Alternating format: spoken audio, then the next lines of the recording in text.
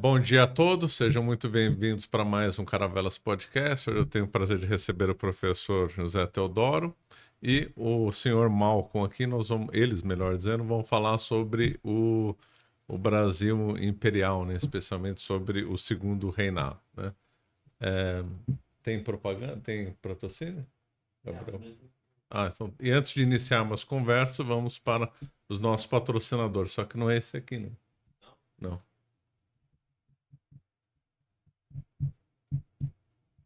Isso. Nós temos. É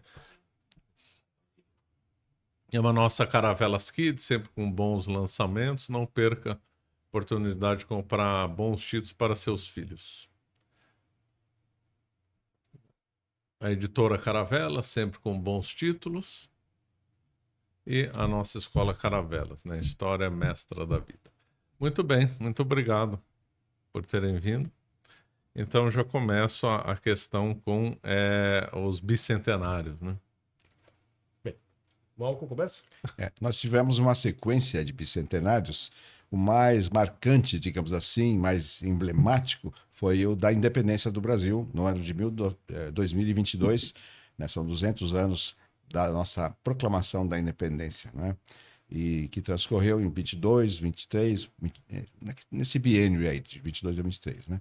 Agora, em seguida, nós tivemos o bicentenário da primeira Constituinte, né? E o meu amigo e colega, ele pode dissertar bastante sobre esse assunto também, e da primeira Constituição do Brasil, em 24, né? E agora nós estamos celebrando algo muito importante, que são os 200 anos do nosso imperador Dom Pedro II, que faz aniversário de 200 anos no dia 2 de dezembro de 2025. E o bicentenário vai transcorrer pelo menos durante todo o ano de 2025, 26 e possivelmente 27. Muito bom. Bem, eu complementando o que o Malcolm disse, todos nós sabemos hoje que a independência não foi uma data fixa específica, um 7 de setembro e um momento lá. Aquilo lá foi um ápice de um movimento que já vinha, na verdade, desde 2008, desde quando veio a transferência da família real. Com a transferência da família real, nós temos, então, uma série de eventos que vão culminar no 7 de setembro de 22 e vai ter complementação depois, até 25, aí varia de acordo com o historiador. Então, a Câmara dos Deputados, ela resolveu, em 2008, fazer a comemoração dos 200 anos da vinda da família real. E desde então ela tem feito periodicamente comemoração do evento que faria 200 anos até 22. Então nós comemoramos a vinda de Dona Leopoldina, 200 anos. Nós comemoramos a aclamação de Dom João VI, comemoramos a volta do José Bonifácio ao Brasil. Então cada um dessas comemorações foram sendo feitas uma exposição no âmbito da Câmara dos Deputados, uma publicação de um livro original, e feito uma série de programações internas. É verdade que a Câmara dos Deputados ela é fechada, não é o Executivo. Quem faria as comemorações nacionais deveria ser o Executivo. Mas no âmbito interno, fala-se muito que o Poder Executivo não comemorou. Realmente não comemorou, não. Mas a Câmara fez o papel. Então tem lá. Inclusive, são livros que estão disponíveis gratuitamente na Biblioteca Digital. E nas exposições, o catálogo das exposições que foram montadas também está disponível. Então, foi dentro desses eventos. Quando terminou 22, terminou a legislatura, entrou uma nova. A Câmara dos Deputados, ela fará seus 200 anos em 26, no ano que vem. Então, nessa outra legislatura, houve a ideia de continuar essas comemorações. Então, nós comemoramos em 23 os 200 anos da Assembleia Constituinte, primeira Assembleia Constituinte brasileira. Em 24, os 200 anos da Constituição. Em 25, esse ano, são os 200 anos do reconhecimento da independência, e o reconhecimento é importante porque é uma consagração, uma efetivação, uma consolidação da independência do Grito do Ipiranga, e dos 200 anos, simultaneamente, do nascimento do Pedro II, e no ano que vem serão os 200 anos da Câmara. Então esses são os bicentenários, que têm sido comemorados, na verdade, desde 2008, mas sempre no âmbito interno da Câmara dos Deputados.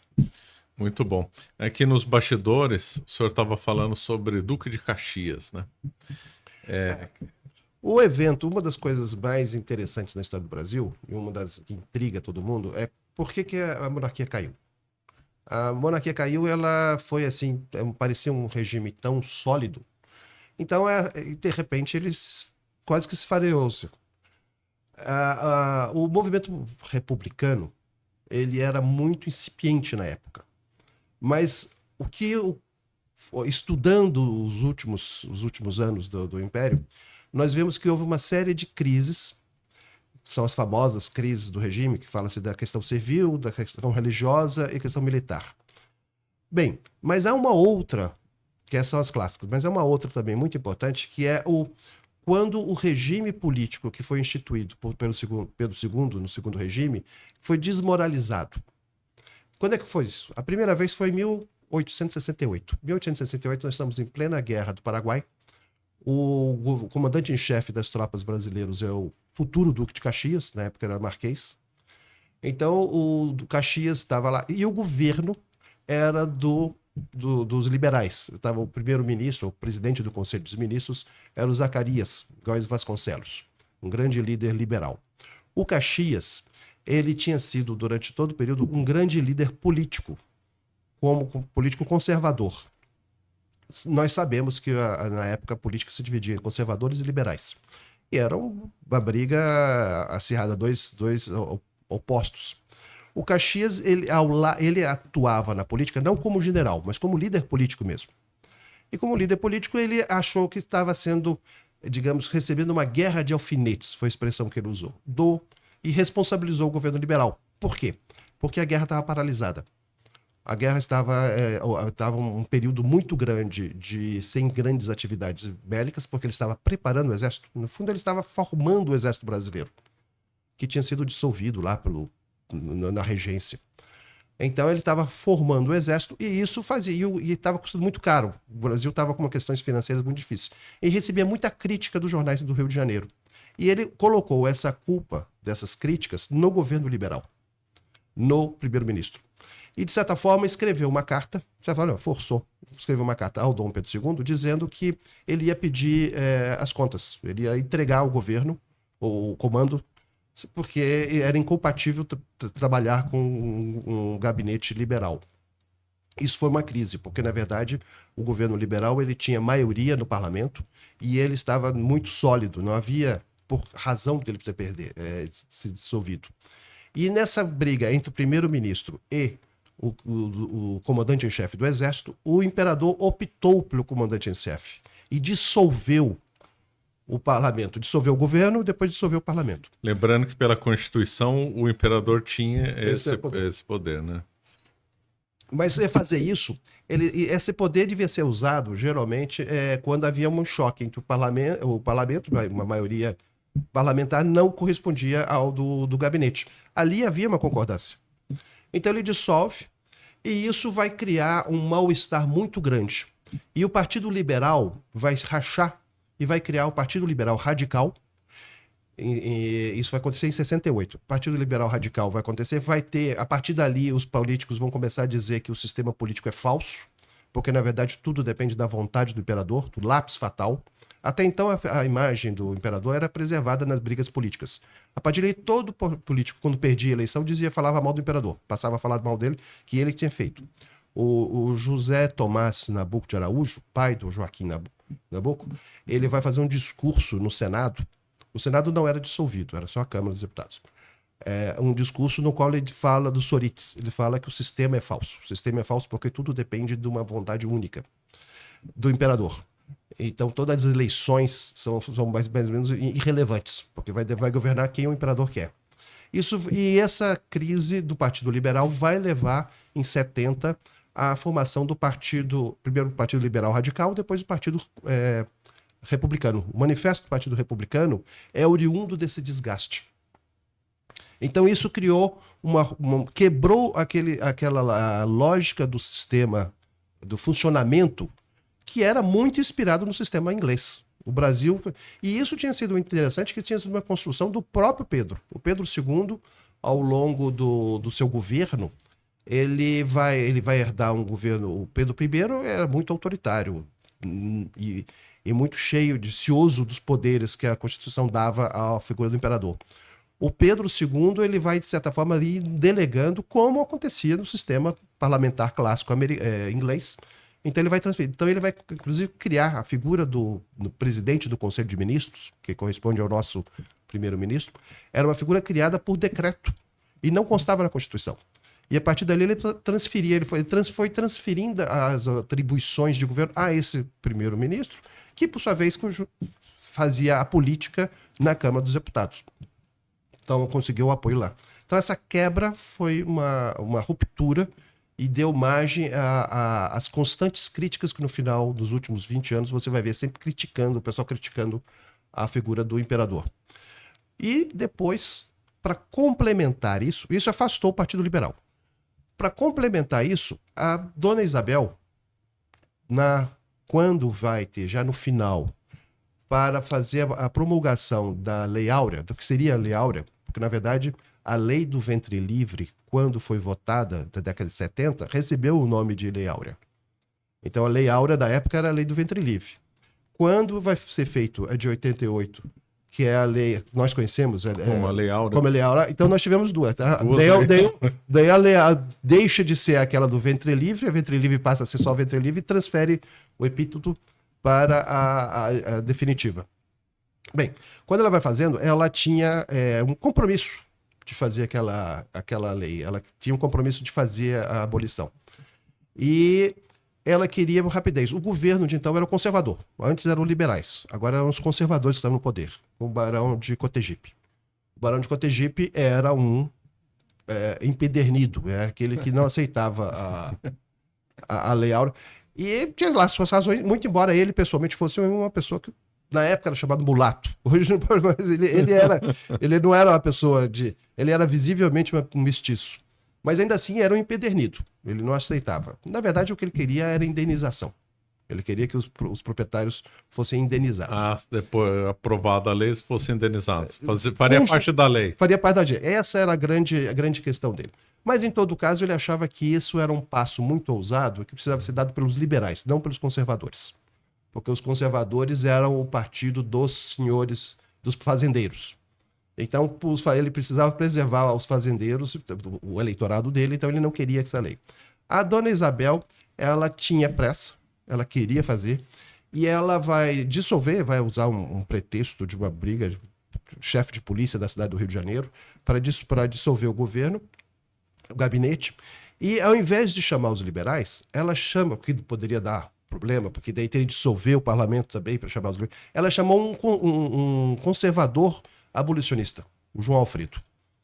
Com isso, aquela mesma Câmara que era antes sustentáculo dos não abolicionistas passou a ser abolicionista, porque botou os próprios conservadores para... Isso ela quebrou a espinha dorsal do Partido Conservador.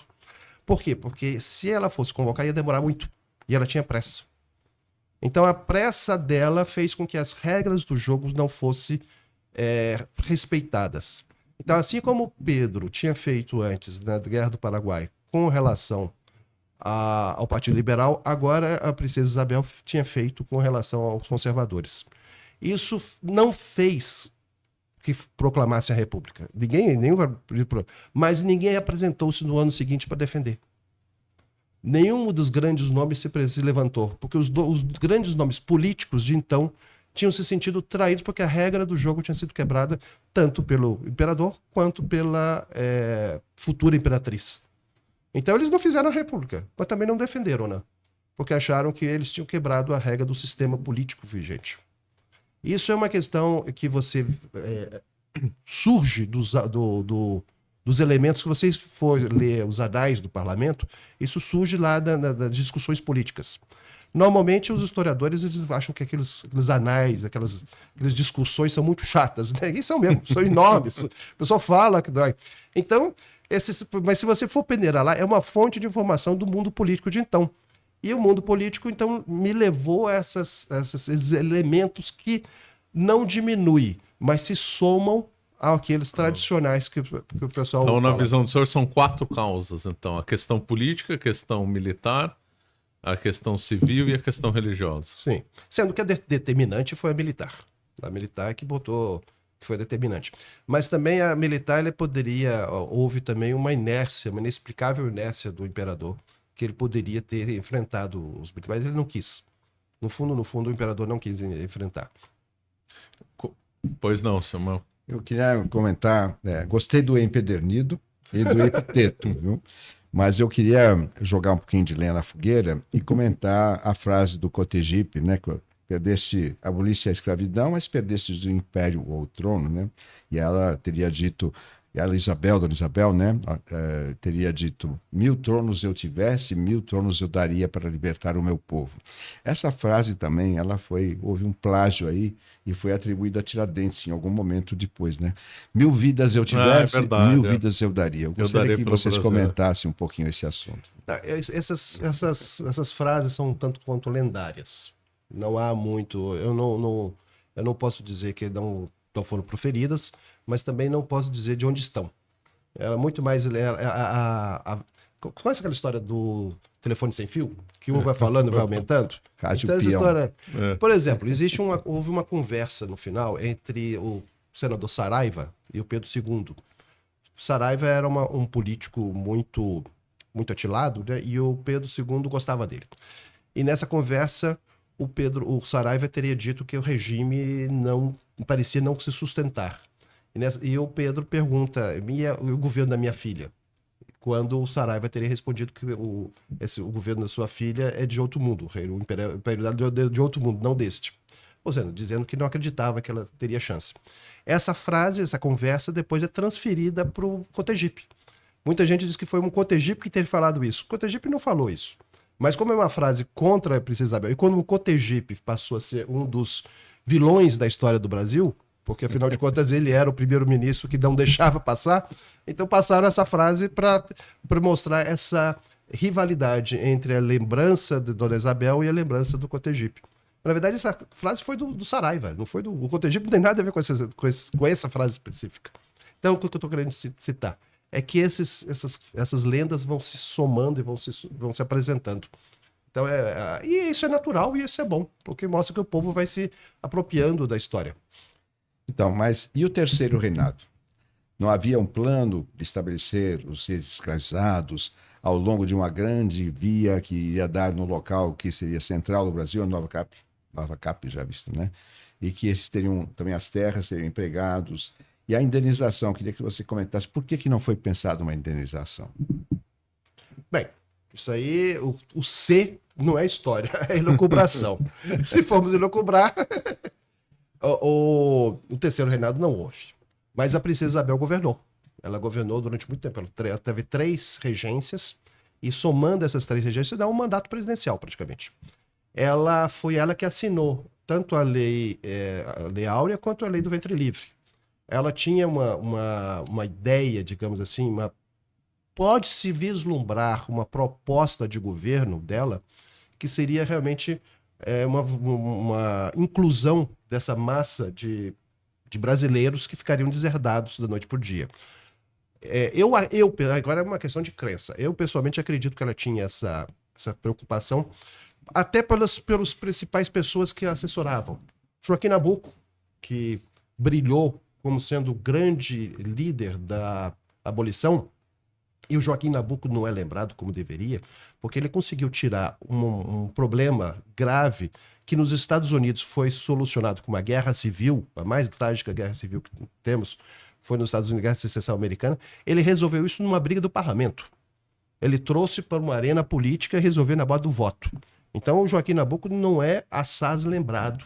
Ele é considerado inclusive o movimento negro não tem muita simpatia por ele, porque ele solucionou pacificamente o problema. Nós temos o Joaquim, ele assessorava a Princesa Isabel. Nós temos o próprio José do Patrocínio. José do Patrocínio era bem mais radical. Ele era uma pessoa que sairia na rua para fazer brigar. Ele foi cooptado. Então ele aceitou solucionar no parlamento, através de leis, o problema da escravidão, pelo ambiente favorável que ele achava que era menos sanguinolento, digamos. Nós temos os irmãos Rebouças, o André Rebouças, principalmente, o André Rebouças era um engenheiro de primeira ordem, ele era uma pessoa rica, ele é que sustentou economicamente toda a campanha abolicionista, porque o Joaquim Nabuco, ainda que tivesse mais, digamos, herança, ele gastava tudo.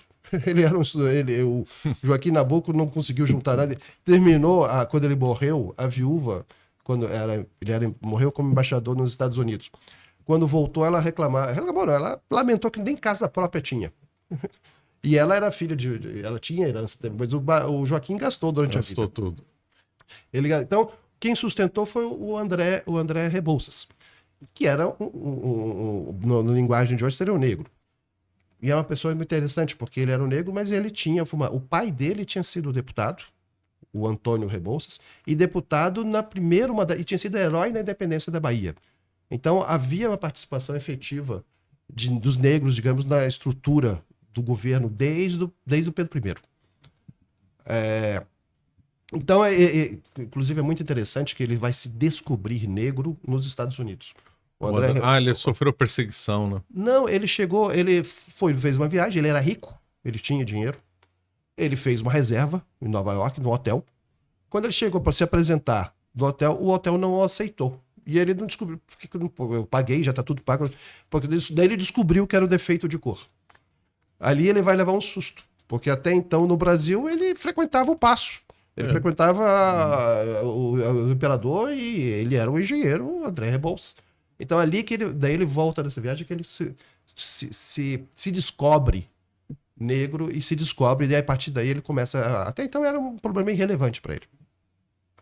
Então ele se mata, né? Ele vai com o Dom Pedro por exílio, né? E ele se mata na Ilha da Madeira, não é isso? Ele se mata, ele tinha um problema de depressão, provavelmente.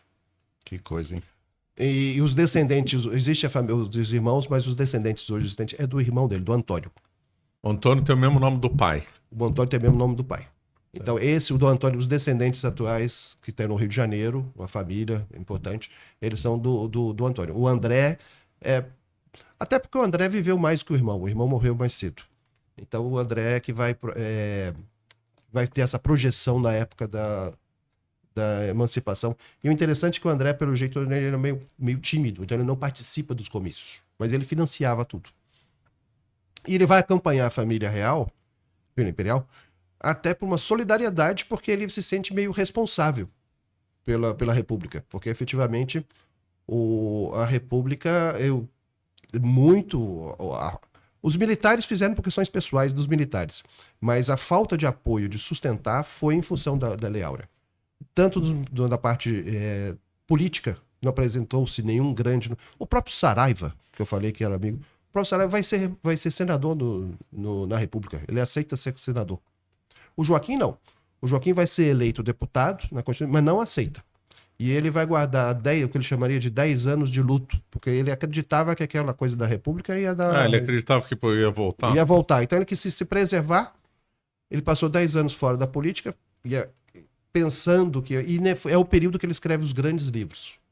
Aqueles grandes livros do Joaquim Nabuco é nesse período de 10 anos. Termina 10 anos e a monarquia não volta. E agora? Daí, quando ele surge a oportunidade de ser um advogado brasileiro numa causa de fronteira.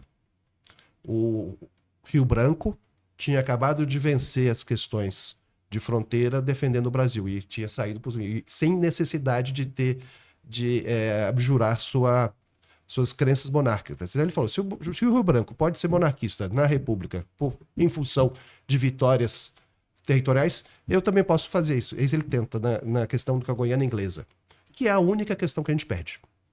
Então, o Visconde do Rio Branco ganhou todos, né? O Barão do Rio Branco ganhou todos. Ganhou. O pai dele era o Visconde do Rio Branco. O pai era o Visconde. Ele era o Barão. O Visconde vai ser o primeiro-ministro da época da lei do ventre livre, que foi assinada pela Princesa Isabel. Então, o Visconde seria aquele político, foi o governo, o gabinete mais longevo.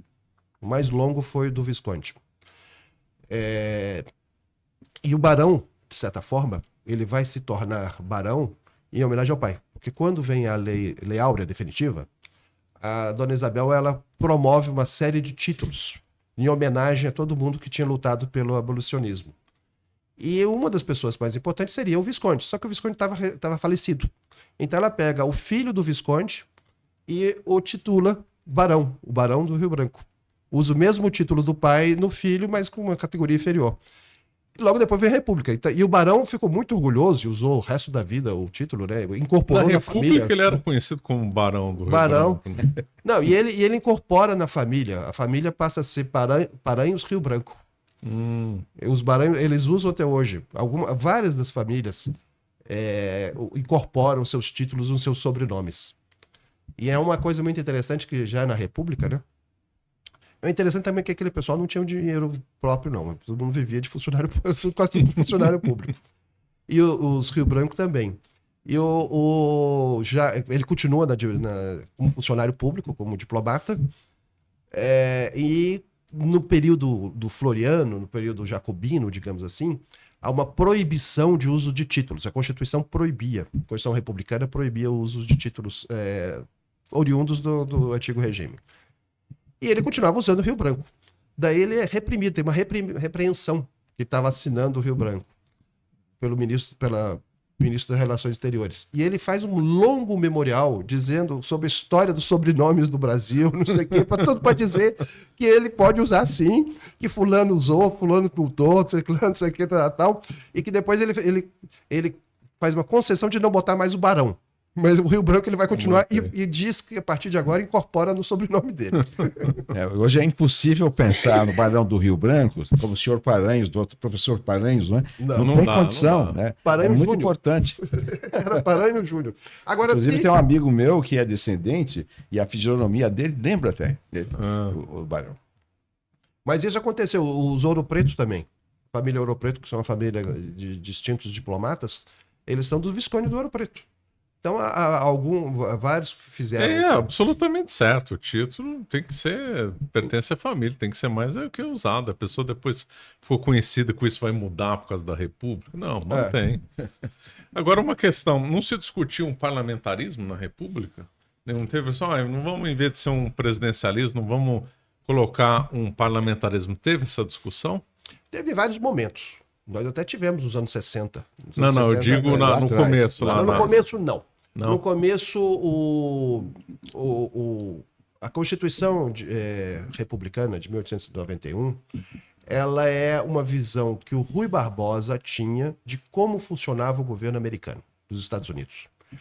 Se no Império nós tínhamos como modelo de funcionamento a Inglaterra, então procurava simular a Inglaterra e adaptar, e isso vem desde aquela primeira briga do Pedro I.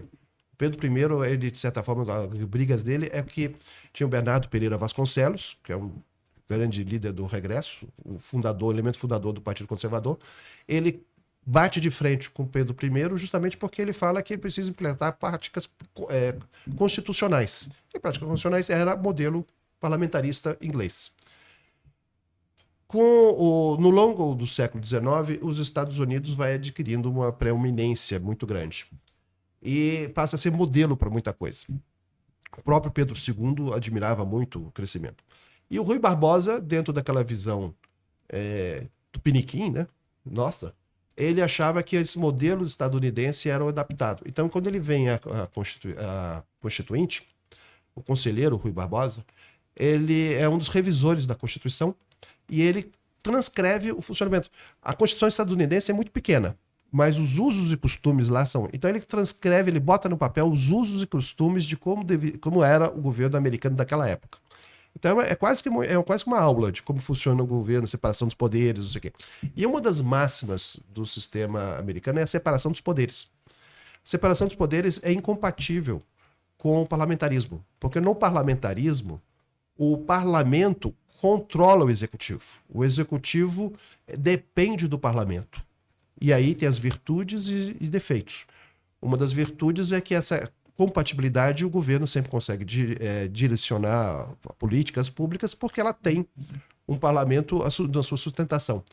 E o parlamento vê no gabinete uma espécie de comissão. Assim como você tem... todo parlamento se divide em comissões técnicas do assunto. E uma das comissões seria o de gestão do executivo.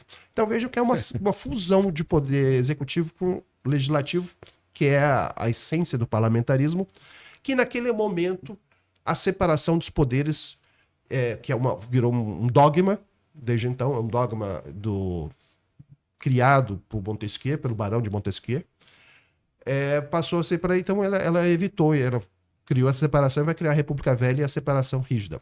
Uma coisa interessante é que o próprio Barão de Montesquieu nunca viu aquilo acontecer. Porque o Barão vai escrever ainda no período do antigo regime francês. E o Montesquieu, ele faz uma idealização, ele olha o modelo, ele vivia sob o regime absolutista, dos Luíses de França, dos Bourbons. Ele olha o modelo inglês e transcreve aquilo que ele está vendo. E naquele que ele está vendo, ele fala que existe esses poderes judicial, poder legislativo, ele vai fazendo essas distinções. E vai fazendo que esses poderes devem, e que a Inglaterra consegue ter um bom governo, porque os poderes são divididos e um controla o outro. Esse foi o modelo teórico, no espírito das leis, que ele escreve. Ele não viu, porque ele vai morrer. Ele nasceu, viveu, escreveu e morreu dentro do antigo regime.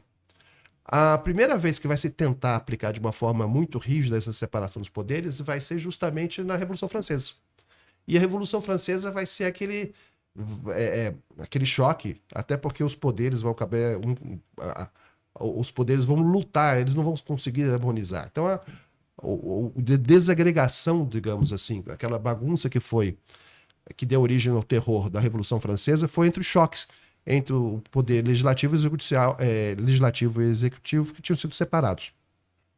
Foi quando o Benjamin Constant, que era francês também, que era um revolucionário, que era membro vai imaginar o que seria o poder moderador, o quarto poder. Daí esse quarto poder vai nascer justamente desse choque e dessa não funcionabilidade dessa separação. Daí por isso que dá origem ao nosso quarto poder no Império, que era uma grande novidade jurídica da época. Quem que trouxe a ideia para o Brasil, do Benjamin Constant? O Brasil, nós brasileiros, nós temos uma característica, nós somos apaixonados por modernidade. Tudo que é moderno nós gostamos. Basta ser moderno. A grande modernidade no mundo jurídico de então era o poder moderador. Ele tinha lançado os seus cursos de direito político da França. Benjamin Constant, como eu falei, ele foi revolucionário. Ele viu a crise. O Montesquieu dizia que não tinha problema nenhum poder segurar o outro, porque daí o Estado para e a sociedade segue por si.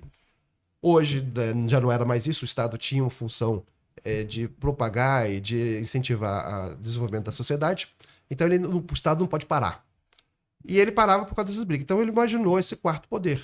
Ele chamava poder real, poder neutro. Ele depende da edição do livro, ele mudava o nome. Inclusive falar também do poder municipal, ele vai dizer em certos momentos. Então o Benjamin Constant era lido por todos os nossos juristas. Todo mundo falava francês. O francês era a língua da cultura brasileira. Como é o inglês, era o francês naquela época. E ele era lido e todo mundo citado. Inclusive, se você quiser encontrar alguns livros jurídicos antigos franceses, é mais fácil encontrar no Brasil, do século XIX, no Brasil, do que na França. Aqui é até mais barato, aqui dá para encontrar, porque todo mundo lia hoje está nos sebos. Se a traça não comeu, eu fiz uma boa coleção, por exemplo, em Cuiabá. Em Cuiabá eu encontrei muitos livros jurídicos do século XIX, jurídico francês, nos sebos locais. Então você encontra, porque o Brasil lia, isso prova que o Brasil lia esse sistema. E o próprio Pedro lia. O próprio Pedro, fala-se muito de que o Pedro I era uma pessoa muito pouco escolada. Mais ou menos, com Grano Salles. Uma pessoa com 9 anos de idade, quando estava vindo, existem relatos que ele estava lendo na viagem do transferência da corte, da família real. Da família real. Ele estava lendo Virgílio no original, em latim, com 9 anos de idade. Eu gostaria de ter essa ignorância dele. Eu consegui ler 9 anos. Hoje eu sou 70, então não consigo. Então, o Pedro teve uma forma. Ele não teve ele estudava o que ele queria. Isso sim, ele fazia o que ele queria. Não era sistematizado. Não era sistematizado. Mas então ele lia. E a dona Leopoldina, nas cartas, fala das leituras do Pedro. Então o Pedro lia o Benjamin Constant. Ele lia também um outro jurista italiano do sul da Itália, de Nápoles, Filangieri. Filangieri era um mais antigo. E Filangieri era um iluminista do século XVIII, um jurista que se envelava da ciência do direito, que pregava toda uma reforma do sistema jurídico todo, de todo o mundo legislativo. E o Benjamin Constant faz propaganda dele. E através do Benjamin Constant, o Pedro vê. E o Pedro, então, passa a ler também. vai através da recomendação do Benjamin Constant, ele vai atrás do livro e a dona Leopoldina escreve que o Dom Pedro estava lendo essa ciência do direito, estava estudando essa organização do Estado, porque o direito era a organização do Estado, de como a sociedade devia se organizar. Então ele tinha essas leituras. Então aí ali, como eu falei, como era uma modernidade, era uma ideia recente, então o poder moderador foi incorporado ali. E na Constituinte, na Constituinte de 823, aquela que os deputados brigam, os deputados citam, é citado como uma coisa que nós precisamos pensar de como fazer, porque o projeto da Constituinte do Antônio Carlos era só nos 3 poderes clássicos. Mas já no debates parlamentares, alguns parlamentares dizem que é preciso pensar no poder moderador para poder não haver choques e moderar os choques. Interessante. Uma questão, atrapalhou a questão do Conde D ser francês? Ah, tá. Sim. Mas atrapalhou mais o fato dele ser surdo. E isso fazia com que ele não interagisse. A interação com ele era difícil porque ele era surdo. Os Orleans têm problema histórico. Casamentos endogênicos. Casamento certo. de primo. E aí gerou... Daí fica gerando... Então, cada família europeia tem um defeito físico. Assim, dos Orleans, que são muito próximos dos Bourbons,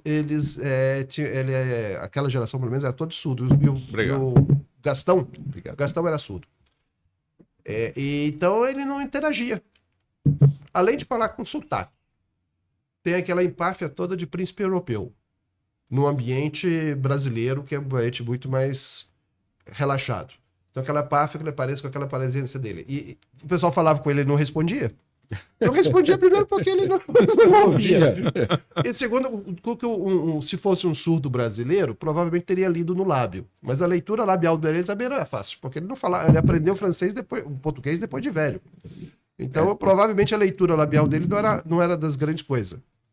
Então, era difícil. Claro, ele ouvia alguma coisa, não era completamente surdo, certo, mas não prejudicou muito. Então, a imagem dele ficou péssima. Ficou péssima junto a todos. Todo mundo, inclusive o próprio Pedro II, não morria de amores por ele, não, porque provavelmente dificuldade de relacionamento. Quem mais gostava dele, efetivamente, era a Dona Isabel. Parece que ela teve um casamento feliz. Dona Isabel gostava, talvez até porque tivesse possibilidade de conhecê-lo melhor. Mas ele foi muito usado, a imagem dele foi muito usada pelos republicanos, e essa imagem assim, de uma pessoa antipática foi muito usada na propaganda republicana. Certo. Também se especulava que o Brasil poderia agora atender os interesses da França, aqui por ele ser francês. Eu via muito isso na infância, né? Isso é maledicência, né? Mas existia assim. Agora, o problema é que ele era um Orleans. Os Orleans estavam exilados. Então, ele ia ajudar os interesses da França quando a família dele tinha sido exilada, tinha sido derrubada. Ele era neto de Luís Filipe, o rei Luís Filipe, o último rei. Então, a família dele tinha sido... O Napoleão III exilou a família com pão e água. Eles tinham um patrimônio grande. Mas eles vão recuperar isso quando cai o Napoleão III. Napoleão III passaram todo o período exilados e a pão e água. Eles voltam para a França no período de posse de Napoleão III e recuperam uma certa folga econômica para o patrimônio deles é devolvido, os Orleans. Mas era república, né? Então eles não podiam defender muitos interesses de um regime que negava a eles o que eles diziam ter de herança. E por que a princesa Isabel acabou casando com ele e não com outro príncipe, por exemplo, da casa austríaca de novo? Olha, isso aí é uma questão que, como a própria Dona Isabel fala, naquelas alegrias e tristezas, ela diz que Deus e nossos corações, ela falando da irmã, Deus e nossos corações decidiram o contrário do projeto do meu pai. O Pedro do Pedro II tinha feito essa prévia de recomendar o duque austríaco para a Isabel e o conde francês para a Leopoldina. Leopoldina II. Só que eles chegando, eles se inverteram. E ao que parece, ao que consta, os dois casamentos foram felizes. Tanto A Leopoldina, ela vai morrer muito Morre cedo. cedo. Vai morrer muito cedo. Vai ter 4 filhos e vai morrer cedo. 20 e tantos anos. Mas ela parece que vai ter sido um casamento rápido, mais feliz, a ponto que o viúvo nunca mais se casou. Ele vai viver bem longamente, vai ter um relacionamento muito bom com o sogro, não vai cortar. Mas ele nunca mais se casou, o que seria de se esperar. Seria de porque se ele, esperar. até porque ele era muito novo quando ele ficou viúvo. E a Isabel e o Gastão, que é o Conde D, vão também ter uma vida longeva, vão envelhecer juntos e parece que não vai ter vai ser uma relação boa entre eles. Certo. Como é que o senhor vê da princesa Isabel não ter lutado pelo trono dela? Ela tentou. Naquela noite lá, das crônicas que tem, naquela noite do dia 15, ela ficou muito mais abalada até do que do próprio imperador. O imperador parece ou não se deu conta do que estava acontecendo, porque dizia que isso aí era uma marola, mas ela se insurgiu, ela tentou fazer uma convocação extraordinária do Conselho de Estado, então chamar os conselheiros de Estado para se unir. O Pedro cozinhou em banho-maria e alguns conselheiros. Então, você vê que ela tem muito mais iniciativa. O próprio Conde D, que era marechal do Exército, e parece ter sido um bom marechal, veja que a imagem desse pessoal vai ser muito desgastada pela República. Porque ele lutou no final da Guerra do Paraguai, depois ele capturou, foi atrás do Solano Lopes. Exato. Né? Mas aqui diz que quem lutou sob o comando dele o elogiava como comandante. Mas isso na República vai ser quase que negado. Na imagem que nós temos. Mas no Paraguai ele tem uma imagem de sanguinário, que é um absurdo. Porque até é ele que vai abolir a escravidão no Paraguai. Então o Conde D, ele vai se vestir de marechal naquela noite, vai se vestir de marechal, botar o uniforme e querer sair para enfrentar a guarda que está cercado o passo da cidade. O Pedro não deixa. Ele chega a colocar para enfrentar. Então ele e a Isabel tentaram se movimentar. O Pedro é que não vai apoiar nenhuma das iniciativas de reação. Por que o senhor acredita que ele não quis reagir? Esse é um dos enigmas da história, viu? Isso aí precisaria saber dele. Se ele realmente achava que era mera marola, achava que isso aí ia se resolver com o tempo, ou se ele efetivamente não acreditava no terceiro reinado. O que eu ouço ainda é um grande enigma. O que aconteceu exatamente, nós sabemos muitos fatos, mas não temos todos os fatos, né? Mas o que eu soube é que ele tinha ideias liberais, ele tinha conhecido a República Norte-Americana com grande êxito, uma visita fantástica. E ele foi muito popular lá, chegou até a ser votado por ele eleição. foi candidato contra a vontade de Dom Pedro, ele foi o candidato, né? Acabou sendo um candidato, porque não havia uma formalidade que nós temos hoje, né?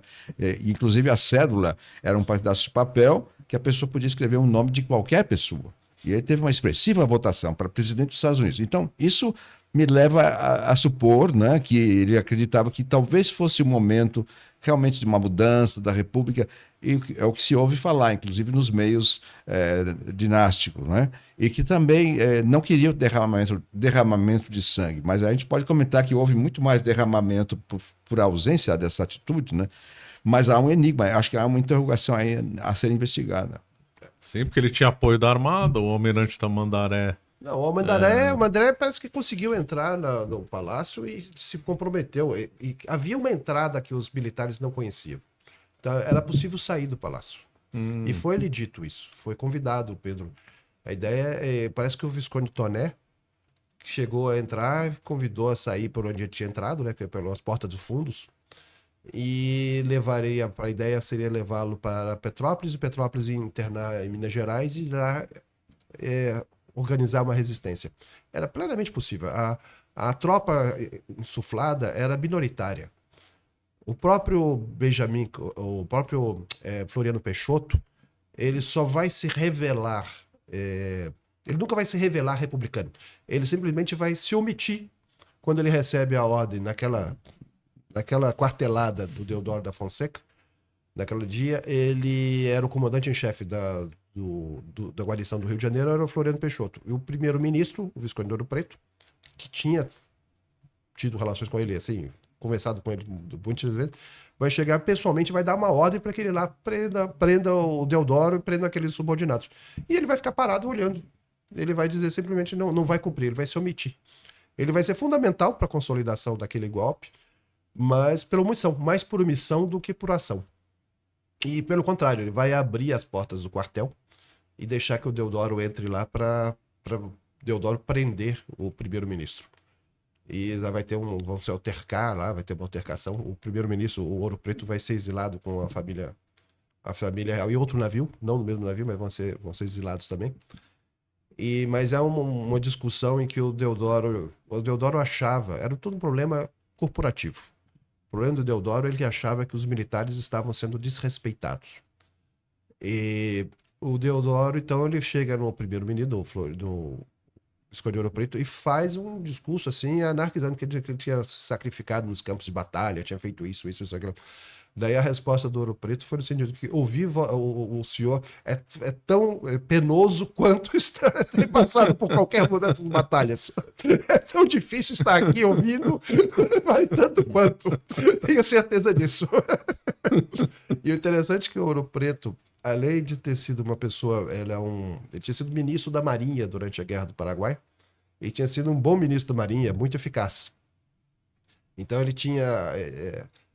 Ele era uma pessoa autoritária, assim, aqueles senhores fazendeiros de Minas Gerais da época, bem cheio de fibra. Então, ouvir calado uma pessoa desacatá-lo, assim, e ele sendo visconde, sendo primeiro-ministro, e o sujeito lá falando ele deve ter se segurado muito.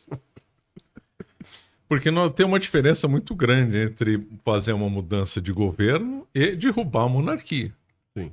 Quando é que se deu essa mudança do Deodoro? De querer derrubar o governo? Bom, põe o outro aí no lugar, não o Ouro Preto.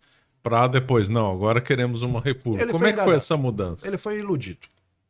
Houve uma ilusão. Ele foi iludido, ele foi enganado pelo Benjamin Constant e companhia, que achava que aquele movimento que eles tinham preparado não ia dar em nada. E realmente não deveria dar em nada.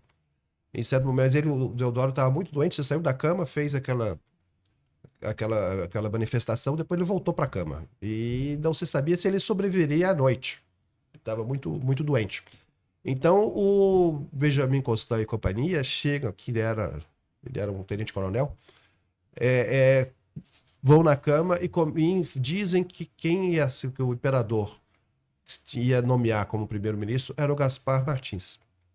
Gaspar Martins é um senador do Rio Grande do Sul e o Deodoro tinha sido comandante em armas do Rio Grande do Sul e tinha se tornado amigo pessoal dos dois. Então, os dois tinham uma rivalidade. Por causa de um caso de amor. Segundo consta, teria sido os dois teriam concorrido. Ou teria outra razão.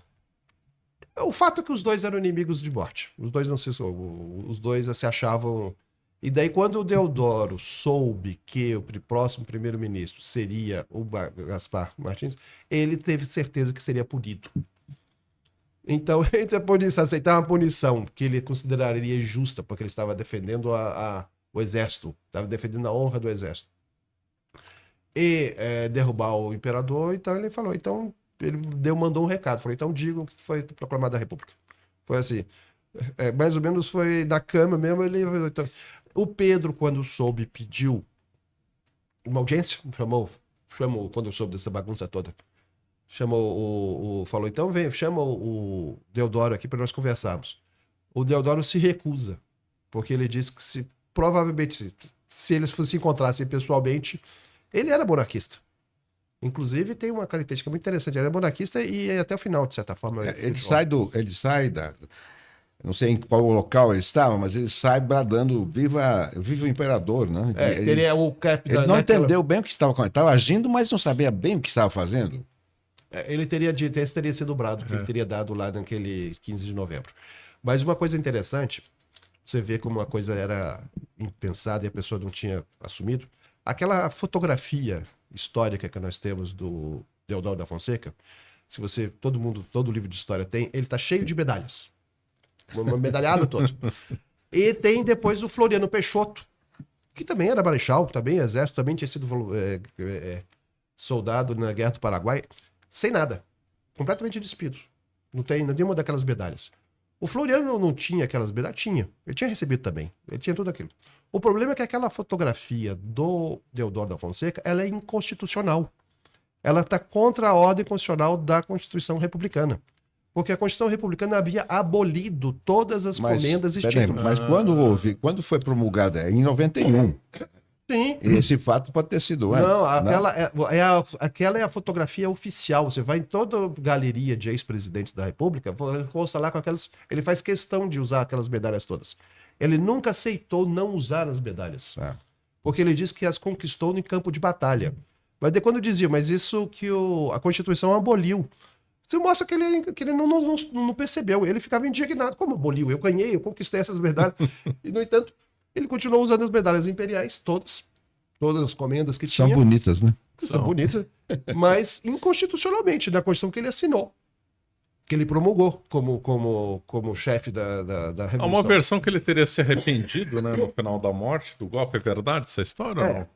Ele se arrependeu, não sei se foi da golpe ou se foi da gestão dele. A gestão dele foi um desastre. Ele não tinha mínima... O Deodoro estava sendo preparado para ser um substituto do Caxias. O Caxias era a grande espada do Partido Conservador. A grande espada do Partido Liberal era o Osório. General Osório. O Osório era o grande líder do... Cada partido tinha aquele seu representante do clero, era mais ou menos esses seus representantes. No Exército era o Osório e o Caxias. Quando o Caxias morre... Então... Ele morre em que ano? Agora você me pegou, eu tenho de ver. Mas eu acho que ele morre no final de 70, nos anos 70. Daí vão... Não, a guerra terminou em 70, então ele deve... Depois. Eu não sei se ele chegou a 80. Mas quando o Caxias morre, o Exército, o Partido Conservador começa a preparar o Deodoro para ser o substituto. Para ser a espada dos conservadores. Lembre que o governo do Ouro Preto era liberal. Então ele também tinha aquela coisa... Os militares entravam na política, na época, não como militares, mas como líderes políticos. Só que o Deodoro não tinha a visão que o Caxias tinha. Ele era muito mais restrito. O senhor tem uma visão positiva do Caxias? Tenho. Caxias ele foi uma pessoa fundamental da consolidação. Tem uma crítica dele ter abandonado os campos de batalha lá no Paraguai. Como é que o senhor vê essa questão? Ele abandonou. Isso, agora, se você for botar tudo isso no ar, eu vou perder minha vaga com os militares. Porque eu sou membro do Instituto Histórico Militar também. Mas olha, o Duque de Caxias morreu em 7 de maio de 1880, 80? aos 77 anos de idade. Então, 80. Então, chegou aos anos 80. Mas o Caxias, efetivamente, ele, quando conquista a cidade de Assunção, ele considera terminada a guerra. E resolve voltar. Dom Pedro II não admitia, ele só admitia se terminar a guerra se o Solano Lopes fosse expulso do território paraguaio. Nunca houve intenção de matá-lo. Assim como tinha sido acontecido com Rosas, Juan Manuel Rosas, que tinha sido o grande ditador da Argentina dos anos 50, 850, 53. Então, Rosas terminou a guerra quando o Rosas foi expulso. Quando Urquiza foi lá e derrubamos o Rosas. Então, era isso que o Pedro queria para o Solano Lopes. Só que o Solano Lopes não jogou o jogo previsto. Ele teve aquela empáfia que alguns militares têm de até o último sangue, até a última gota de sangue, aquela coisa que não se fazia. Isso é muito mais retórica do que verdade. O próprio Napoleão não foi até a última gota de sangue. Não se fazia essa coisa. E ele vai acreditar nessa vertente, nessa retórica, e vai ficar até hoje. Mas o Caxias está muito cansado, falando: isso aí agora não é mais guerra. Isso aí é perseguição. Daí, quando ele vai contra a orientação do Dom Pedro fica muito chateado com isso. Mas ele também já era velho.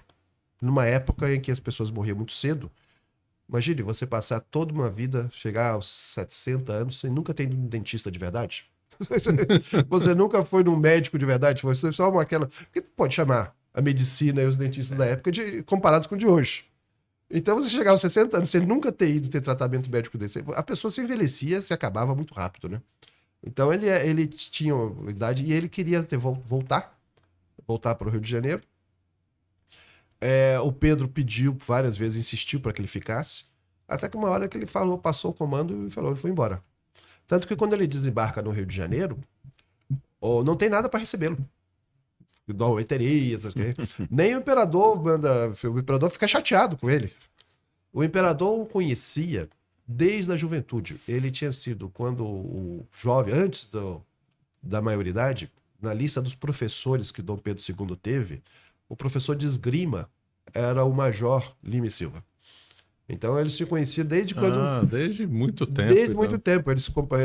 Um acompanhava a carreira do outro. E um admirava o outro. Era recíproco a admiração. Mas o Lima e Silva era mais velho. Então, mas sempre...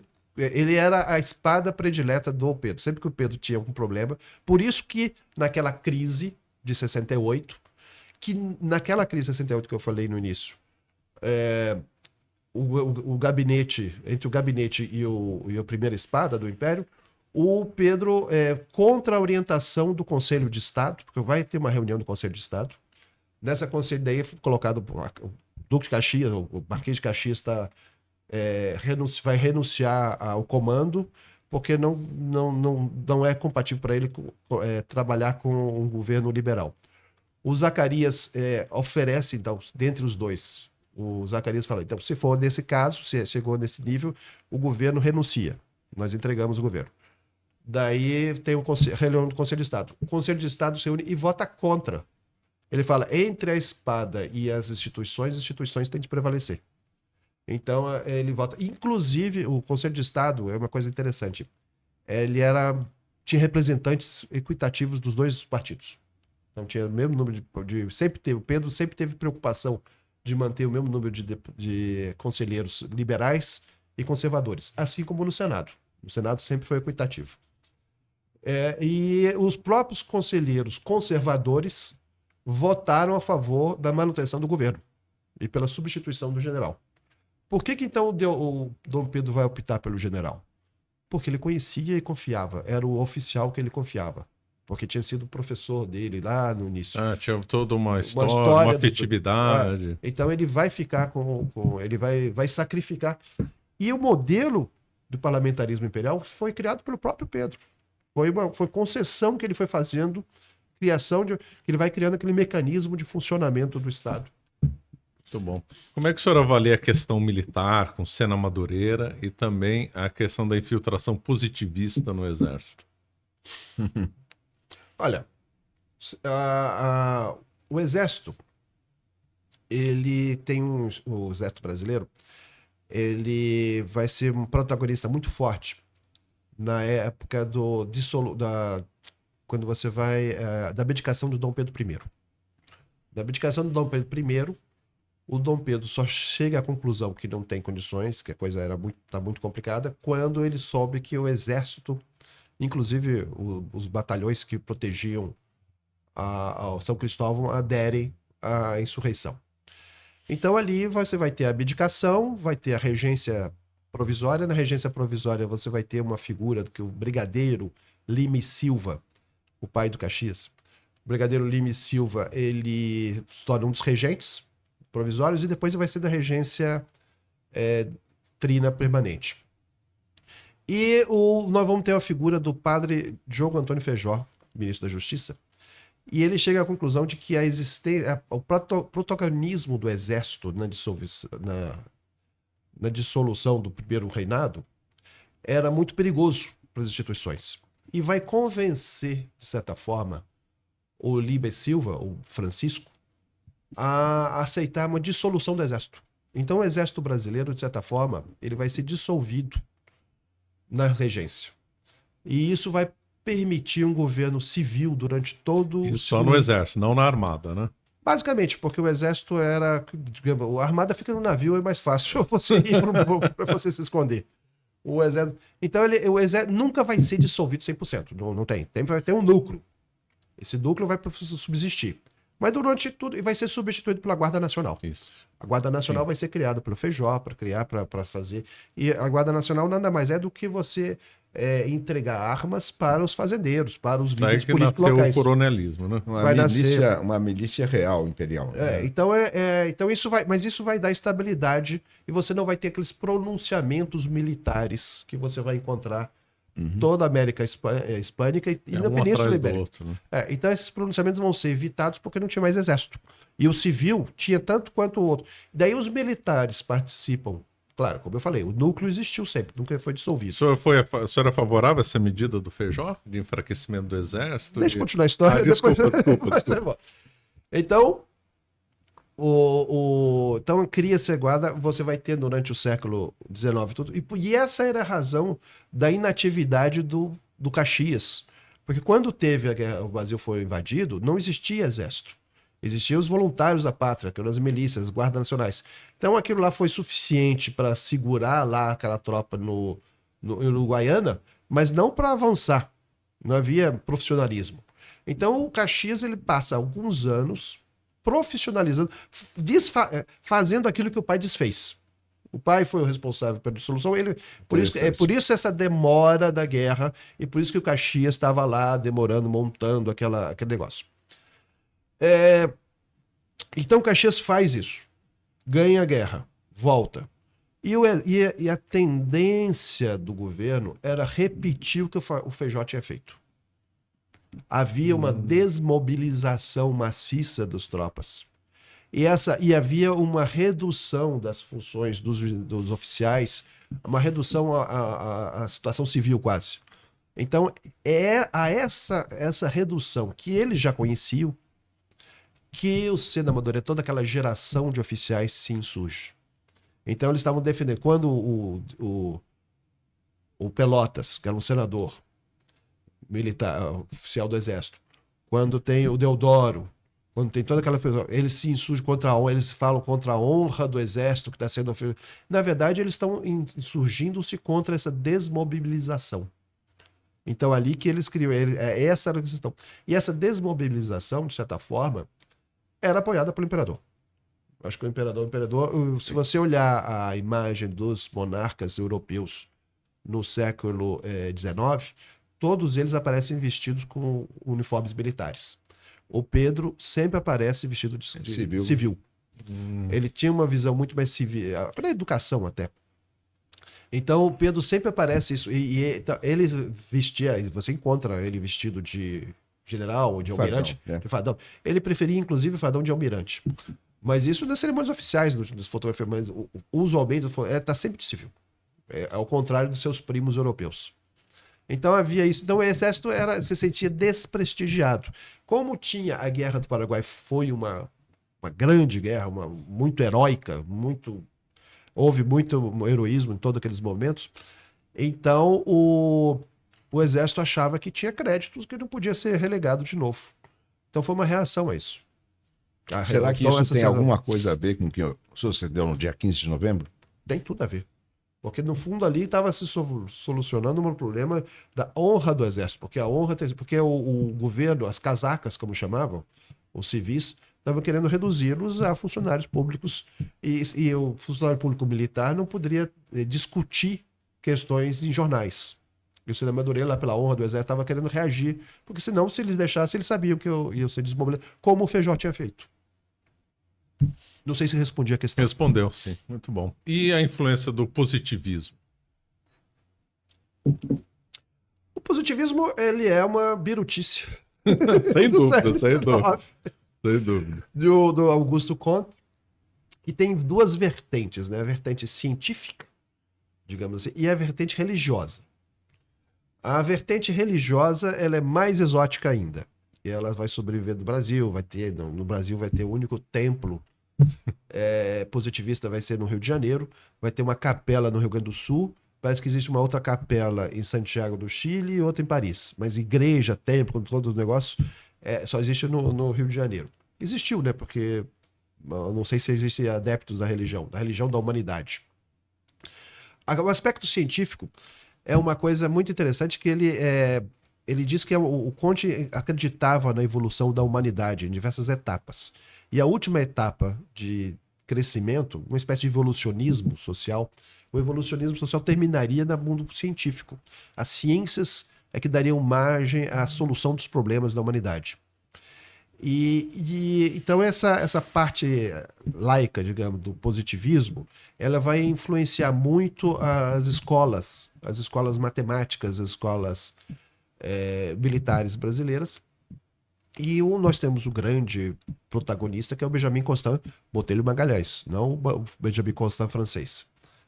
Então o Botelho Magalhães, ele vai ser um professor de matemática que devia ser uma pessoa extremamente bem relacionada com os alunos adoravam, professor muito bom, porque matemática já é um pouco difícil, a pessoa não for, então ele conquistava os alunos, então ele vai ser, durante gerações dos alunos da academia militar, vão elogiá-lo como tendo sido um grande mestre.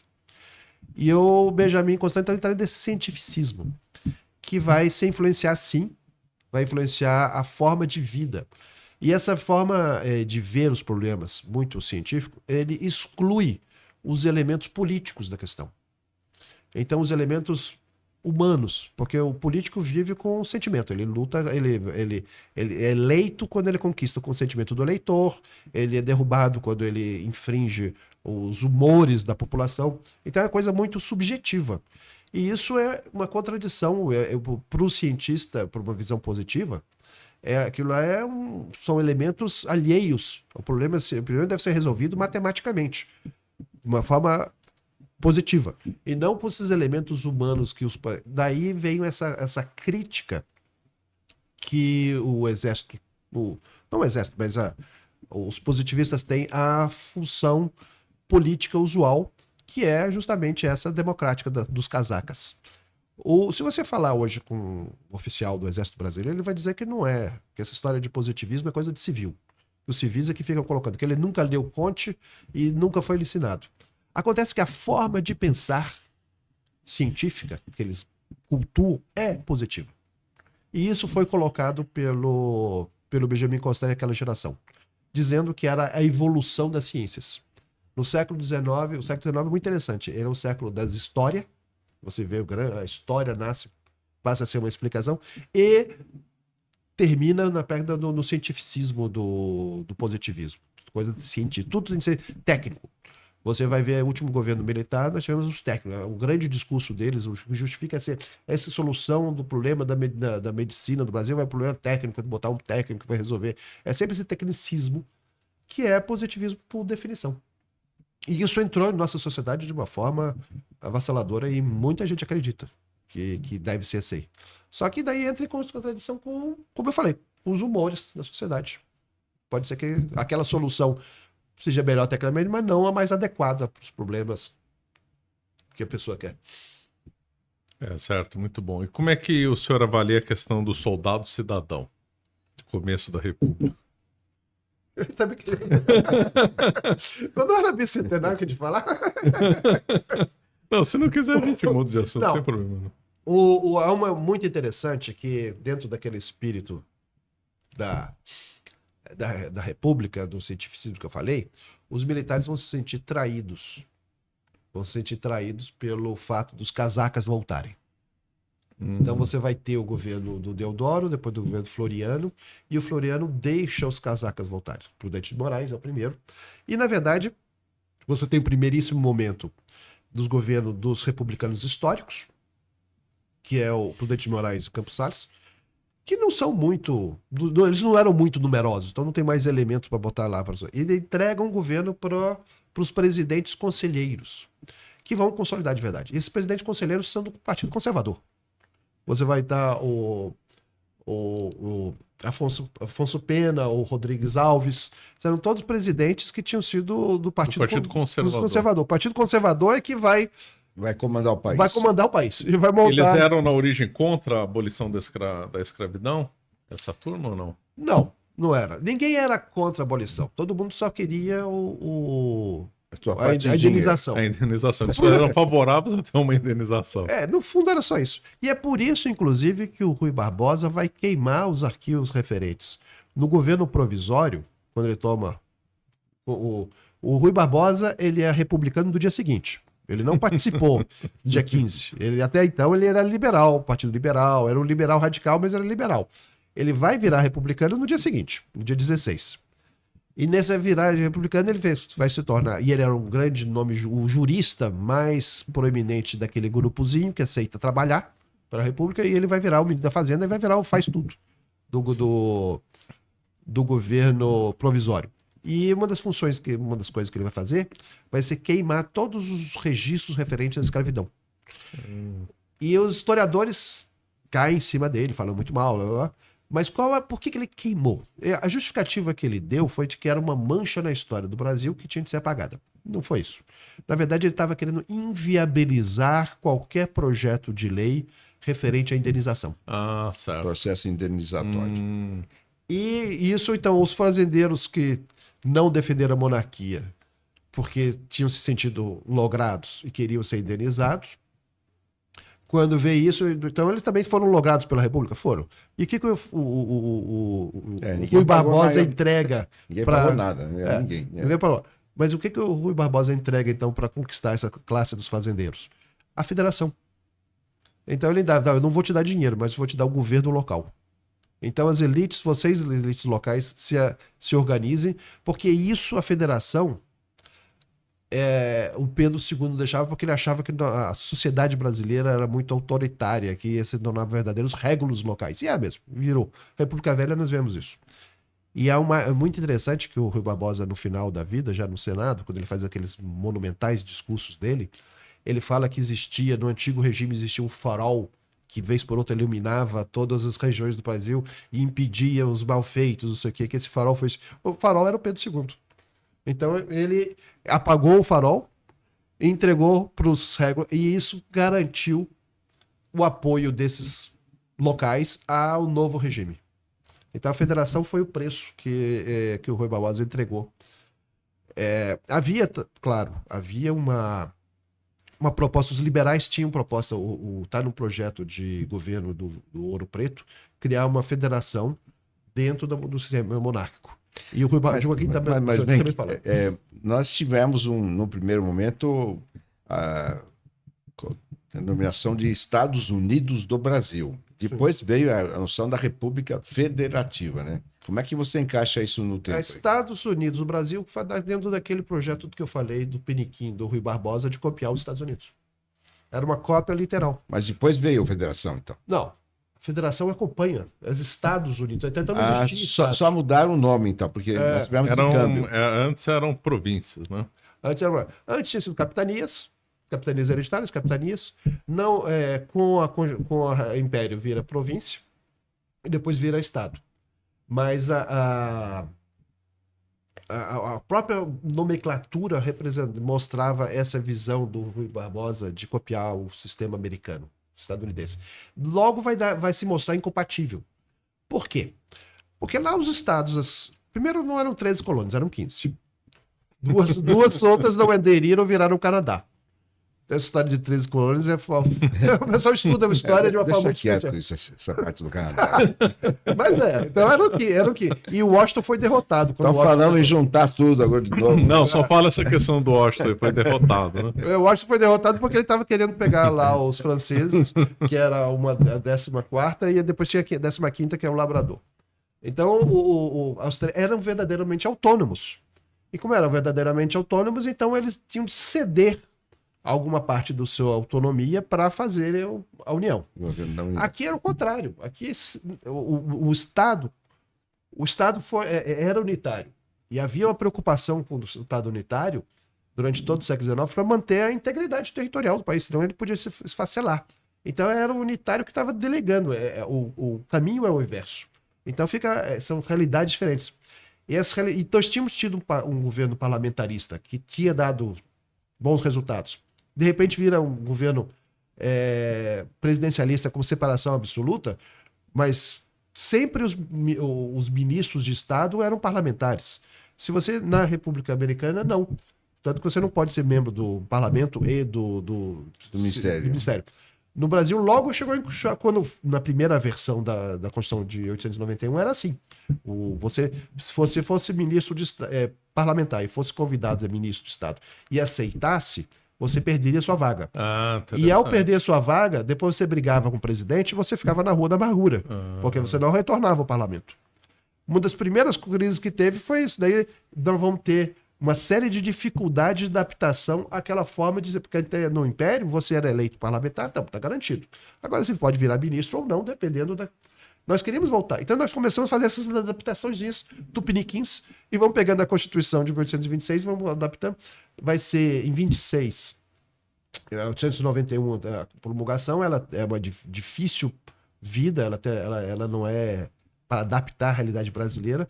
Em 26 tenta-se uma grande reforma com Arthur Bernardes, dá errado, daí vem 30, porque mostra que o sistema não era adaptado à nossa realidade. Então, quer dizer, todos aqueles políticos eram, na realidade, do Partido Conservador. Vê que contradição, né? Não, mas o Partido Conservador, ele queria conservar outras coisas. Faltou abordar a questão do soldado-cidadão nesse contexto da Primeira República. Tá, então daí nós temos isso, nós temos os militares, eles entregam o governo para os civis e sentem que volta aquele aspecto todo de política, né, natural, porque daí as elites começam dentro de uma outra, sem a figura do imperador, mas elas têm de se coordenar. As aristocracias estaduais começam a mandar mais no jogo. E eles acham que o Brasil, os anos 30, nós chegamos no ano 30, nós tivemos que há anos 10, 20, você vê que eles se sentem frustrados. Você vê isso nos tenentes, nos jovens oficiais, que eles têm toda uma ideia de que o Brasil pode ser um país do futuro, que se organizar, se for científico, se as soluções dos problemas foram todos bases da ciência, e que não dá, porque os casacas não deixam, porque os casacas têm interesses mesquinhos, egoístas, e que aquilo não dá certo. Então, dentro dessa perspectiva, você vai ver, existe na publicação dos jovens, o que vai ser no mais tarde os jovens turcos, que vai ser um grupo de oficiais de acadêmicos, né? De cadetes, que eles lançam um jornal na academia militar, em que eles lançam os programas do que vai ser essa figura do oficial, do militar dentro de uma república brasileira e a responsabilidade deles. Então, a partir daí, você vai ter no século XX essa ideia de que o oficial, ele é oficial cidadão, ele é responsável também, e como ele tem um esclarecimento a mais do que os civis, ele deve tutelar, digamos assim, essa ordem do país, a ordem institucional do país. Daí vai ter várias vertentes, né, dessa questão do soldado, cidadão, que eles vão valorizar muito até hoje.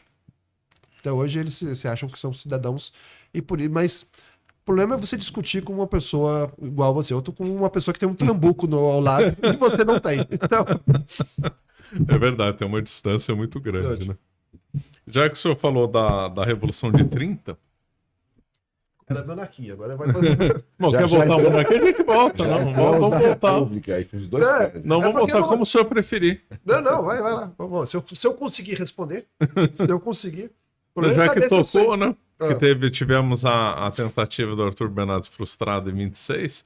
Quais foram as causas da Revolução de 30? Como é que o senhor vê o Getúlio Vargas e essa conjuntura do Brasil naquele final da década de 20? A República Velha tem uma característica muito interessante. Como eu falei, o Rui Barbosa entrega o governo dos estaduais às elites locais. No Rio Grande do Sul, não havia uma força política republicana de verdade. Havia só os positivistas mais radicais. Os jovens advogados positivistas. Júlio de Castilhos. Como é o nome do Júlio? Então, esse pessoal, ele entrega-se e eles fazem. Nos outros estados, você encontra elites republicanas que aceitam e liberais. Lá, eles é um positivismo muito radical. E a Constituição Estadual do Rio Grande do Sul é uma Constituição muito positivista, muito radical dentro dos padrões pregados pela ditadura, porque o Conte pregava uma ditadura, a ditadura científica. Então, a palavra ditadura, que hoje nós abominamos, ela tem o momento da história que ela foi valorizada. E o Comte valorizava. Inclusive, no Rio de Janeiro, a igreja positivista repreendeu Benjamin Constant ter participado do golpe da República, dizendo que o melhor ditador era convencer o Pedro II a virar um ditador. O ditador positivista, porque o ditador, que ele tinha o physique de rôle, tinha o physique de rôle próprio para o bom, porque ele era iluminado, ele era culto, ele era preparado, então quer dizer, ele que teria sido. Interessante, hein? Ele teria sido o Brasil, hein? Ele falou que ele é recriminado, mas já que o Benjamin tinha feito a bobagem de fazer a República, então vamos, porque realmente Conte era republicano. Mas tinha de ser o ditador perfeito teria sido o Pedro. Bastava acabar com essa história de parlamento, para parar com essas bobagens, daí ele seria sido o monarca positivo por excelência. Bem, então no Rio Grande do Sul faz-se essa Constituição que ela obviamente, entra em choque com a Constituição Federal, que era uma Constituição liberal, dentro do liberalismo tradicional. Estadunidense, modelo estadunidense, inclusive. E a política, em certo momento, essa Constituição Estadual do Rio Grande do Sul, ela é contestada. Por aquelas brigas políticas, sempre tem aquele que perde e aquele que contesta. E nessa contestação, o advogado que vai defender a constitucionalidade da Constituição do Rio Grande do Sul é o Rui Barbosa, que é um liberal por excelência. E por que o liberal por excelência vai dizer que aquela Constituição é aceitável dentro da ordem jurídica liberal? Porque era o único grupo organizado republicano do Rio Grande do Sul. Se tirasse aquele pessoal, só tinha monarquista lá. Não tinha concorrência. Só tinha monarquia. Os outros grupos tradicionais lá, tinha líder político, claro, tinha. Eram todos monarquistas. Então, tinha de valorizar nossos únicos aliados locais, são esse pessoal, são esses jovens aí. Então ele vai. É dentro desse ambiente que se cria a figura do Getúlio Vargas. O Getúlio Vargas é criado desse espírito positivista científico da solução, de achar que essa história desses debates políticos são uma perda de tempo, uma perda de força. Então, e dentro de uma postura, ele é criado politicamente falando, dentro desses ambientes. Então, provavelmente havia esse fermento de um Estado importante, Estado da Federação importante, rico, que tinha esse fermento contrário ao elemento liberal da Constituição de 1891. Ao lado disso, houve um desgaste das elites locais. Houve um excesso de preponderância da elite paulista. A elite paulista não aceitou. Washington Luiz não, dentro da regra da rotatividade do poder, caberia a Minas Gerais. O Antônio Carlos Andrada, descendente, era o governador de Minas Gerais, era o descendente do Zé Bonifácio, era o governador e era a vez dele. E o Washington Luiz não o indica. Era tudo na base da indicação, né? Fazia tudo. Então o Partido Republicano, então, ele acaba sendo preterido. Isso cria um desgaste muito grande. Houve uma preponderância muito. O Washington Luiz foi um excelente presidente em diversos aspectos. Um deles na história. Na história, ele mandou publicar todos os anais dos bandeirantes que estavam aqui. Sim, importantíssimo. Ele foi governador de São Paulo. Ele salvou, por exemplo, como presidente da República, morre o Rui Barbosa e a casa do Rui Barbosa ia ser vendida e dissolvida. Ele quando vê isso, ele volta para o gabinete presidencial e assina um decreto de desapropriação para a manutenção da Fundação Casa Rui Barbosa, que é uma memória. Então ele fez coisas assim muito bacanas. Mas nesse aspecto da gestão... Ele agiu mal, né? Ele agiu mal. Até talvez porque, como ele era um paulista carioca, ele é um paulista de Fluminense de Macaé, era um político, então ele quis talvez ser mais paulista do que os paulistas precisavam. O fato é que isso quebrou essa harmonia das oligarquias estaduais. E havia essa crítica perene dos militares mesmo, dizendo que havia essa juventude militar achava isso. Nós tínhamos um movimento tenentista que nasceu em 22. O ano de 1922, governo do presidente Epitácio Pessoa, que era Epitácio Pessoa foi um político também de primeira ordem, e ele agiu nos 3 poderes. Ele foi do Poder Judiciário, do Supremo, foi do Senado e foi do Presidente da República. Ele era um nordestino, órfão, foi criado pelo Barão de Lucena, seu tio, foi criado num colégio interno, e ele tinha, então, era um daqueles coronéis do interior do Nordeste, bem a minha palavra é lei. Então ele se impôs muito, foi uma pessoa muito, muito interessante, o Epitácio Pessoa. E o Epitácio Pessoa é nele, no momento dele, na comemoração do centenário, que surge os 18 do Forte. 18 do Forte, que é o início do movimento tenentista. E ele enfrenta. Ele é daqueles presidentes de pegar e botar, sair, abrir a porta e falar, vem cá, quem quer me contestar? Então, tem até uma coisa interessante, que na sucessão dele é o Arthur Bernardes, e o Arthur Bernardes tem o problema das cartas, umas cartas Isso, na qual ele cartas é. falsas, que ele fala mal do Hermes da Fonseca, que era um grande nome. E então ele cria um espírito contrário à posse do Arthur Bernardes muito forte. O Epitácio chega e fala assim, olha, pro Arthur, você foi no partido, escolheu o senhor, eu te nomeei presidente, eu faço você tomar posse, eu não faço você governar. Você vai conseguir governar? Porque posse eu te dou, porque eu mando aqui. Ele é Epitácio. O Arthur aceitou, por isso que teve todo aquele período de instabilidade, né? Em função já eram desgastes dessas relações.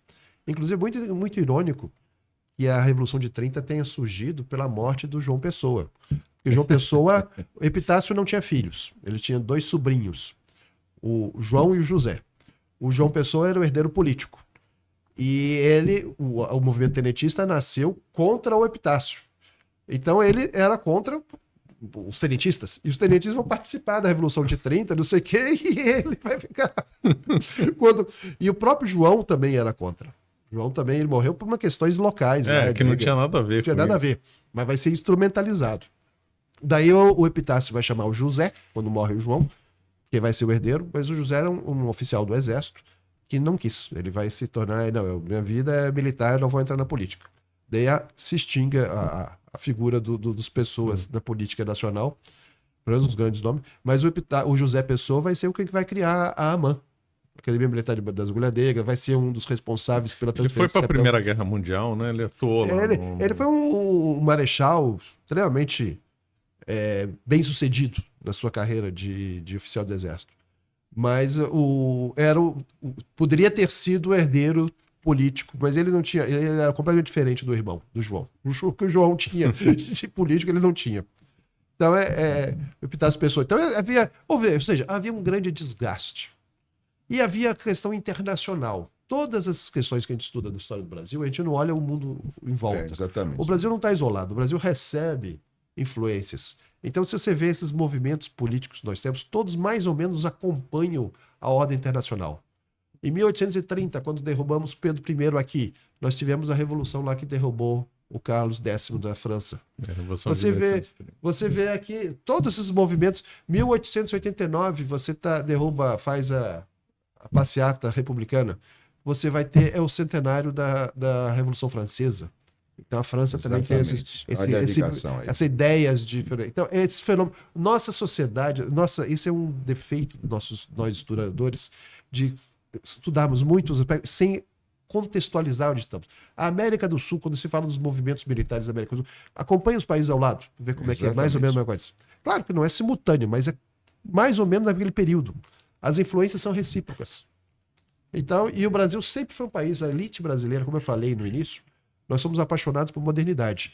E modernidade significa isso. Que significa ter essa receptividade dos acontecimentos que acontecem. Nós adoramos as novidades, né? Olha só a adoção às redes sociais brasileiras, que é superior. Tem mais água lá? Você vai aproveitar alguma coisa, Marcelo? Bastante, cara, tá ótimo. O senhor entende bastante. Agora estamos chegando ao final. Agora você tem que dar palpite. Você só me Não, mas eu tô aqui para ouvir. Só me bota no fogo. Eu ia fazer uma pergunta aí tendenciosa agora, se o senhor acha mais tendenciosa? Se essa quebra da harmonia entre os 3 poderes, nós estamos vendo uma crise hoje. É o 3 em 1, né? Eu sou funcionário público, não me aposentei ainda não. Então vamos deixar para lá. Então. Vamos falar de um tema que o senhor escreveu, Região do Contestado. Você é de lá? Não, não sou. Mas eu acho esse tema muito interessante porque envolveu o messianismo, né? Esse livro não entra nessa questão. Ah, não? Não. A palavra, a briga, a expressão contestado é para haver uma contestação entre São Paulo e Paraná, dizendo que eles eram proprietários. Não era Santa Catarina e Paraná? Mas antes a briga começou com São Paulo. Não sabia. Quando o Paraná Província era de São cidade de São Paulo. Paulo. Então começa daí. O nome, depois vai ter a Obrigado. guerra, o certo seria a guerra no contestado. Porque o do contestado é o nome errado. A guerra no contestado é que vai ter numa região que era contestada. Oi? Você tinha interrompido a gravação? E a câmera ficou focada. Aí porque, tipo assim, tava entrando e tal. Ah, tá bom. Então, Posso ir no banheiro? pode, à vontade. Aí, Tá. Temos aí mais quantos minutos para gravar? Tá encerrando, né? Tá. como a gente começou um pouco depois. Então, senhor Marco, como é que o senhor vê o governo do Getúlio Vargas? Eu ouvi o governo de Getúlio Vargas quando criança, eu ouvia no rádio, na Rádio Nacional, para trabalhadores do Brasil, o vosso presidente está convosco, né? É muito questionável, né? Há quem defenda, há quem critique. Acho que a crítica é maior do que a defensoria do GG, que é o apelido dele, né? Então, eu falo mais pela experiência vivida na época, né? Eu acho que não foi uma coisa boa. Teve certos aspectos positivos, né? Inclusive, as notas do Cruzeiro, né? A moeda brasileira, ele colocou várias figuras do Império, são históricas, né? Sendo que 10 cruzeiros era o Getúlio Vargas, né? As outras todas não eram. Ontem estávamos comentando sobre Leopoldina, a imperatriz Maria Leopoldina de Habsburgo, e depois Bragança, né? A importância que ela teve na história e como ela ficou relegada para terceiro plano na República, né? Inclusive se reflete na moeda, nas notas brasileiras, que tem Dona Isabel, não é? Se eu me lembro bem, Tamandaré era nota de 1 cruzeiro. Duque de Caxias, 2 cruzeiros. Tamandaré tava. 5 cruzeiros, Barão do Rio Branco. Né? 10 cruzeiros, Getúlio Vargas. 20 cruzeiros, Deodoro. 50 cruzeiros, Dona Isabel. 100 cruzeiros, Dom Pedro II, e a grande importância dos 200 cruzeiros para Dom Pedro I. E a nota de 500 cruzeiros, Dom João VI, valorizada. E Cabral, que virou até sinônimo de dinheiro, dá um Cabral ainda, como o Barão depois virou, mas isso já bem mais adiante. Então teve esse aspecto de um resgate histórico, que não cortamos totalmente a nossa identidade, a nossa raiz, né? Muito bom. Então, o nosso último tema, temos aí uns minutinhos só, para falar então do contestado. A região do contestado é muito interessante. O Santa Catarina tinha tudo para se tornar geograficamente similar ao Espírito Santo, ou seja, um estado vinculado só no litoral, sem grandes projeções no interior. Porque os catarinenses ficavam lá, nunca subiram a serra, realmente. A serra foi conquistada por cima. Foi pelos bandeirantes, os bandeirantes que saíam aqui de São Paulo e entraram do Guaíra, que seria o Paraná. Depois foram brigar até o Taipei, que seria o Rio Grande do Sul. Então eles entraram pelo cima, por trás e foram aquela região. Então São Paulo reivindicou o Morgado de São Mateus. Ele foi que determinou a fundação da cidade de Lages, que é uma cidade lá bem no meio de Santa Catarina. Então foi uma determinação do governador de São Paulo. Luiz Botelho, Mourão. Mourão, o nome.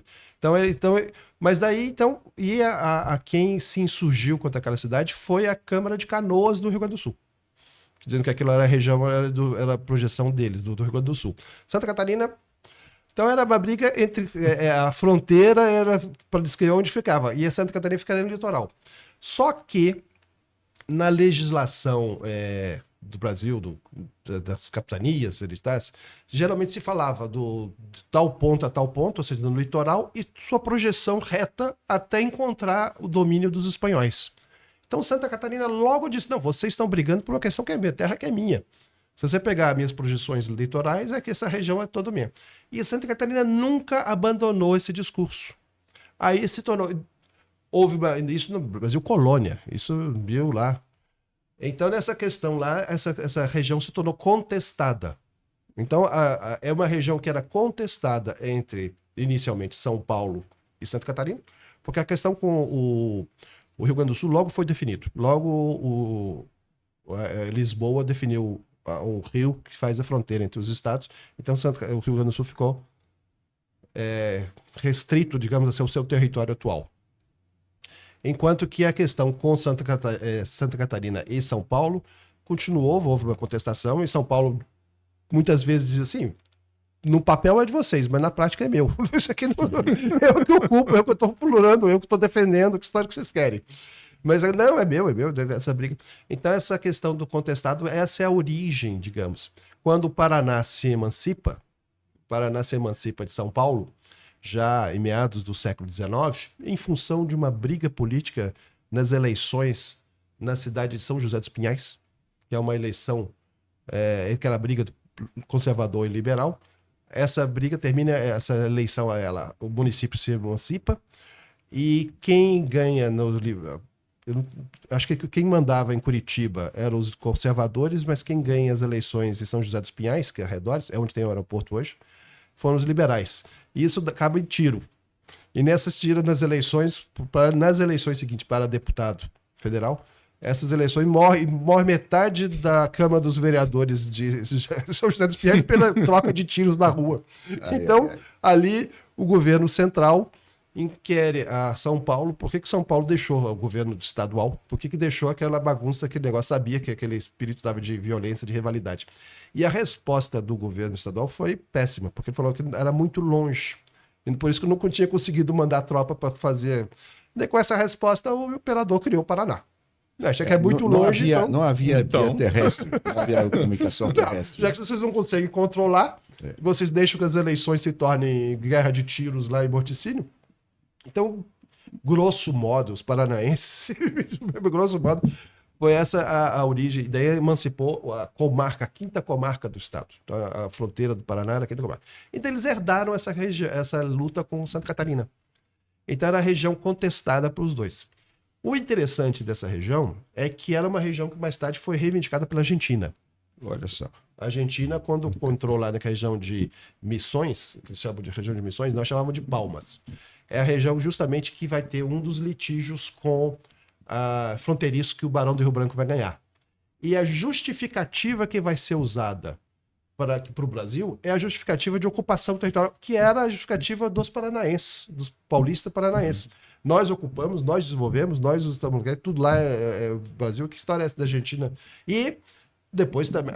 É a primeira argumentação. Depois também é um problema sobre os rios, sobre a demarcação de 1750, que é a fronteira do Tratado de Madrid.